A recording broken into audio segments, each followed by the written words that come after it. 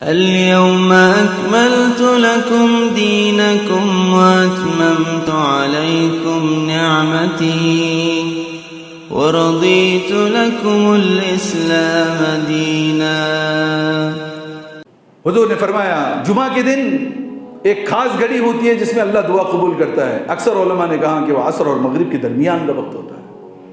کچھ علماء کہتے ہیں کہ جب امام منبر پہ بیٹھتا ہے پہلے خطبے کے بعد تھوڑی دیر کے لیے، امام کو بھی چاہیے کہ وہ دعائیں مانگے امت کے حق میں، مقتدیوں کو چاہیے کہ اپنے لیے جو مانگنا ہے اس وقت میں مانگے، وہ بھی وقت قبولیت کی۔ اسی طریقے پہ جب بارش ہونے لگے اس وقت دعائیں مانگو، دعائیں قبول ہوتی ہیں۔ ہم تو انجوائمنٹ میں لگ جاتے ہیں، دعائیں مانگیے۔ سفر میں اللہ دعاؤں کو قبول کرتا ہے، خاص سفر کیجئے دعا مانگنے کے لیے اور اللہ سے کہ اللہ تو اس وقت دعا قبول کرتا ہے، یہ میرے یہ پرابلمز، اس کا سولوشن کہیں نہیں ہے اللہ۔ اور جو لوگ جا چکے ہیں وہ اللہ سے سنائیں، اللہ میں یہ تعویذ والے کے پاس بھی گیا، وہ بابا کے پاس بھی گیا، یہ مزار اور یہ درگاہ سب کچھ کیا، اللہ کچھ حل نہیں ہے سوائے تیرے در کے۔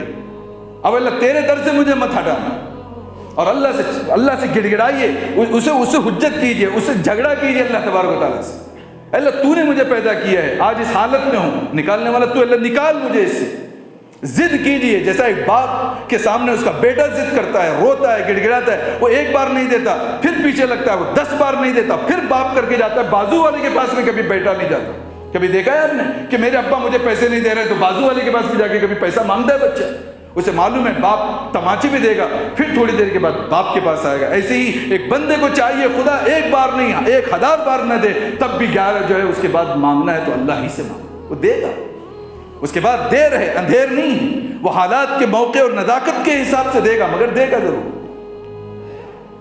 صف اولا کی پابندی، زندگی میں چین چاہیے، سکون چاہیے، مسجد میں پہلی صف کی پابندی کریں۔ جو پہلی صف کی پابندی کرتا ہے سکون ہے اس کی زندگی میں، اس کی زندگی میں اطمینان ہے، بے چینی، بے نیند نہیں ہے، حالات سے گھبراہٹ ہے۔ نماز کی پابندی کریں، زندگی سکون کے ساتھ گزرے گی۔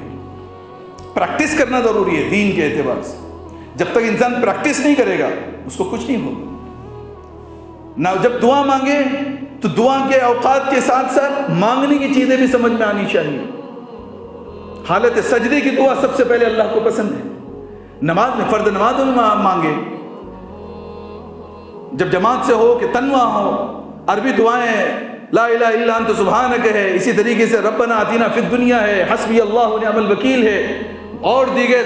بچے نہیں تھے تو حضرت زکریا دعا مانگتے تھے، رب ہب لی من الصالحین، اللہ مجھے نیک بچہ عطا کر، رب لا تذرنی فردا وانت خیر الوارثین، اللہ میرا وارث بنا، میرا کوئی وارث نہیں ہے، میں مر جاؤں گا میری کوئی اولاد نہیں ہے۔ وہ اللہ سے کہتے تھے، وہ نبی، اے اللہ مجھے وارث عطا کر۔ سجدے میں مانگیے، تحیات میں درود شریف کے بعد ایک دعا سکھائی گئی ہے، میں دعائیں معصورہ، اب 10 دعائیں مانگ سکتے ہو فرض اور سنتوں کی نمازوں میں۔ تحیات میں مانگیے اللہ تبارک و تعالیٰ سے، وہ دعا کا وقت ہے۔ سجدے میں پڑھتے سبحان ربی الاعلیٰ کے بعد آپ دعاؤں کو جو ہے ایڈ کر سکتے ہیں۔ اب وہاں پڑھ رہے ہیں لا الہ الا اللہ، سجدے میں پڑے ہوئے ہیں۔ حضور صلی اللہ علیہ وسلم اتنا لمبا سجدہ کرتے، بسا اوقات کہتے تھے عائشہ نے گمان کر لیا کہ انہ قد عفیت، ایسا لگ رہا تھا کہ کہیں حضور وفات نہ پا گئے ہوں۔ یعنی اتنا لمبا سجدہ بھی کوئی کرے کہ پیچھے والے یہ سمجھ رہے ہیں کہ وفات پا چکے ہوں، تو کیا مانگتے ہوں گے وہ نبی؟ ہم نے کبھی لمبا سجدہ کیا ہے؟ سجدے میں مانگیں، جسے اردو میں مانگنا ہے سلام کے بعد سجدے میں گر جائیں، واپس سے ایکسٹرا سجدہ کریں۔ حالت سجدہ جو ہے اللہ کو بہت پسند ہے کہ اس کی پیشانی اور اس کی ناک زمین پہ وہ رگڑ رہا اور اللہ تبارک و تعالیٰ سے مانگ